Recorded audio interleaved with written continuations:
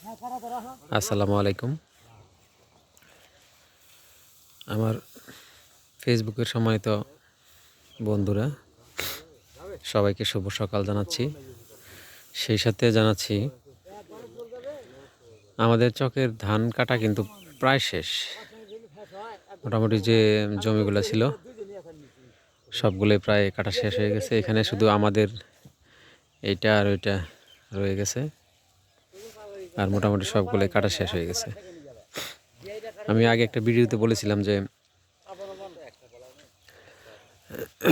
এই ধানটা 10 থেকে 12 দিন পরে কাটতে হবে। সেই ধানটা কিন্তু এটা। অতএব মোটামুটি সব ধান, আশেপাশের সকল ধান কিন্তু কাটা শেষ হয়ে গেছে। শুধু এইটা রয়ে গেছে এখানে। ওইদিকে সব কাটা হয়ে গেছে। এদিকে দেখেন, সব কাটা হয়ে গেছে এদিকে। ওইখানে আমার একটু রয়ে গেছে, আর এটা রয়ে গেছে। এটা জাতের কারণে একটু পরে হইলো ধানটা পেকেছে, আর ওইদিকে সব কাটা হয়ে গেছে। একদম পুরা চক কিন্তু খালি হয়ে গেছে। আর আমার এই ভাইয়েরা কিন্তু সকালবেলায় ধান কাটা শুরু করে দিয়েছে।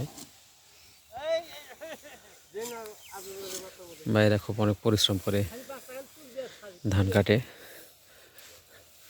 এই যারা ধান কাটে তারা কিন্তু সবাই এক সমান হয় না।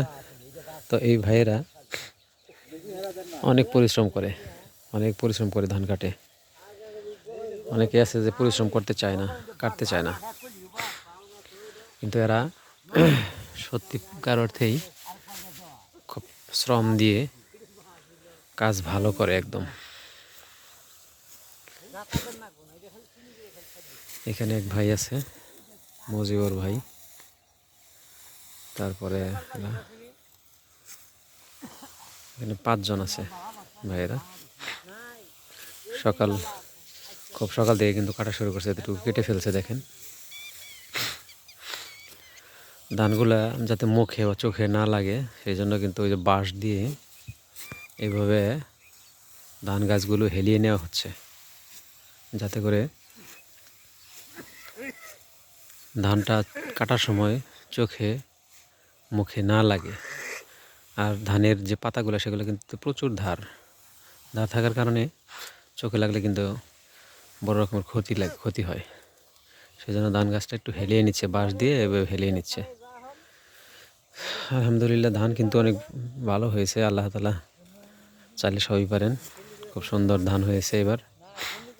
পোকা ছিল কিন্তু অন্যান্য বছরের তুলনায় এবার একটু কম।